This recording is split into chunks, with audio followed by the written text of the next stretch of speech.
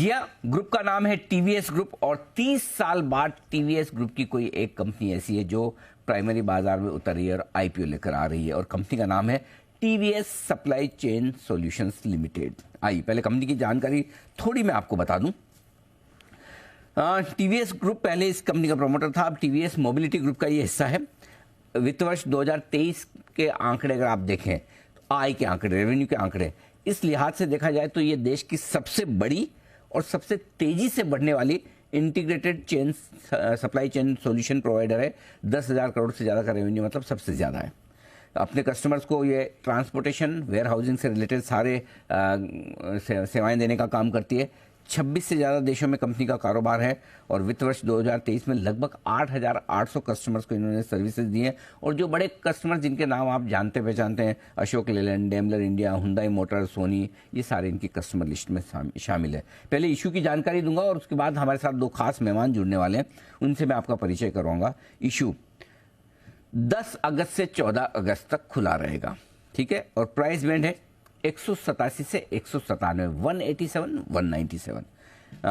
76 शेयरों के लॉट में आप अप्लाई कर सकते हैं। 76 शेयरों के लॉट में अगर एक सिंगल लॉट की एप्लीकेशन आप कर रहे हैं, 14,972 रुपये की एक एप्लीकेशन आपको करनी है अगर सिंगल लॉट करते हो।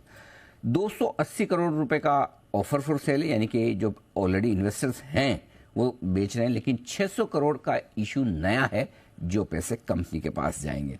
और प्राइस बैंड चूंकि 197 का, तो ऊपरी प्राइस बैंड पर जो कंपनी का मार्केट कैप बनेगा वो करीबन 8,600 करोड़ रुपए के आसपास का होगा। आइए, दो खास मेहमान हैं हमारे साथ कार्यक्रम में तैयार। रवि विश्वनाथन साहब जुड़ रहे हैं हमारे साथ जो कंपनी के एमडी हैं, और आर दिनेश साहब जुड़ रहे हैं जो कंपनी के एग्जीक्यूटिव वाइस चेयरमैन है। आप दोनों का स्वागत है। पहले मैं एक बार आर दिनेश साहब का परिचय आपको दे दूं जो एग्जीक्यूटिव वाइस चेयरमैन है। सर टीवीएस परिवार की 4th जनरेशन के मेंबर हैं। मदुरई यूनिवर्सिटी से सर ने बीकॉम किया है, सीए और आईसीडब्ल्यू भी। अरे वाह, क्या बात है।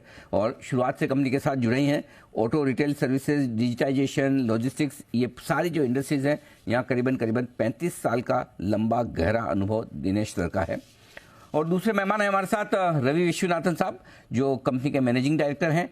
आपने भी मद्रास यूनिवर्सिटी से ही इलेक्ट्रॉनिक्स और कम्युनिकेशन इंजीनियरिंग में बैचलर्स की डिग्री हासिल की है। 2020 से विश्वनाथन साहब साथ में हैं कंपनी के। टेक्नोलॉजी सेक्टर का सर को 33 साल से ज़्यादा का अनुभव है और 29 साल तक इससे पहले टाटा ग्रुप में बड़े पदों पर रह चुके हैं विश्वनाथन साहब, और मद्रास मैनेजमेंट एसोसिएशन के अध्यक्ष भी आप रह चुके हैं। आप दोनों का बहुत बहुत स्वागत है। दिनेश सर, सबसे पहले आपसे शुरुआत करना चाहता हूँ। 30 साल बाद टीवीएस ग्रुप की तरफ से कोई एक आईपीओ आ रहा है, पब्लिक इशू आ रहा है, इसके पीछे थॉट प्रोसेस क्या रही है? क्योंकि जनरली वैसे देखा जाए तो आपका ग्रुप कैश रिच है, बहुत पैसे हैं, बहुत इज्जत है, क्रेडिबिलिटी है, फिर भी आपने आईपीओ लाने की सोची, इसके पीछे वजह बताएं सर। Thank you. जब हम ये कंपनी शुरू किए थे, फोकस था कि बहुत ज्यादा डिफरेंशिएशन होनी चाहिए सप्लाई चेन की सेक्टर में। तो हम जब देख रहे थे तो ऐसा हुआ था कि जब पहले शुरू हुए थे तो हम ग्लोबल सोच रहे थे क्योंकि capability was there in the developed markets. So from, I would say, very early on, the aspiration for this company was always to be public. And of course, most importantly, as you rightly said, we have grown. जो हमारा stake holders था वो ज्यादा like Goldman सैक्स और KKR ऐसे जो नाम हमसे इन्वेस्ट किए थे, तो always we were looking at an IPO as the second stage of our growth journey. तो चलिए, आईपीओ लाकर एक लिस्टिंग का जरूर आपका इरादा था। Sir, I really appreciate your efforts. आप हिंदी में बहुत अच्छा बोलने की कोशिश कर रहे हैं। कहीं भी आपको कंफर्टेबल ना लगे, please use English. If you are short of words, short of thoughts, कोई दिक्कत नहीं है सर। और अगर मेरा सवाल आपको हिंदी में ना समझ में आए तो प्लीज़ मुझे बताइएगा। दिनेश सर, आप इसे एक और सवाल है।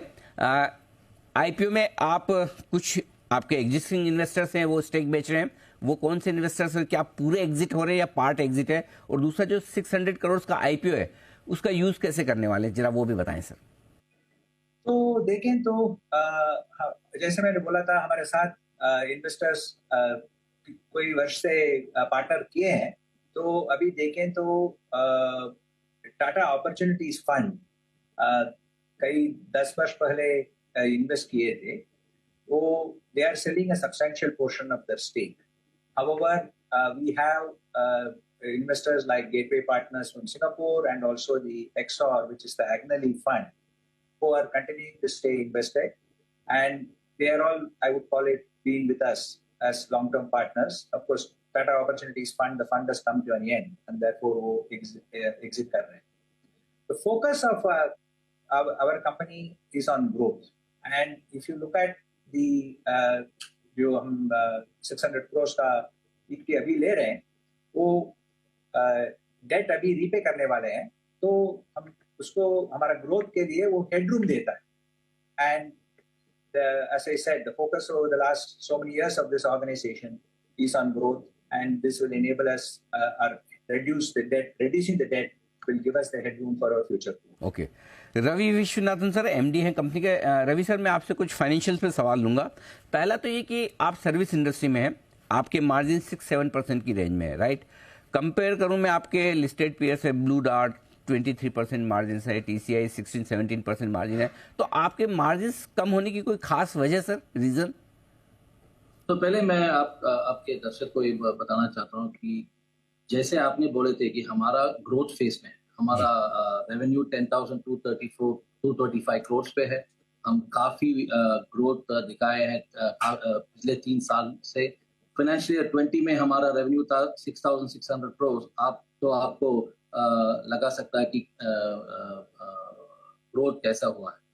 दूसरी बात ये बताना चाहता हूँ कि एबिटा जो है FY20 में 243 करोड़ था, अभी 683 करोड़ है, तो काफी बढ़ाया हमने एबिटा को.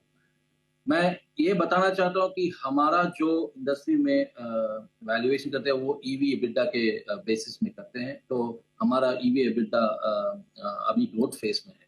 तो आप हमारे लिस्टेड पीयर्स को देखेंगे तो मैं ये बताना चाहता हूँ कि हम ग्रोथ फेज में है. हमारा इंटरनेशनल बिजनेस है और हमारा बिजनेस पोर्टफोलियो है वो काफी डाइवर्स है. हमारा पूरा कंसंट्रेशन कस्टमर के फोकस में है.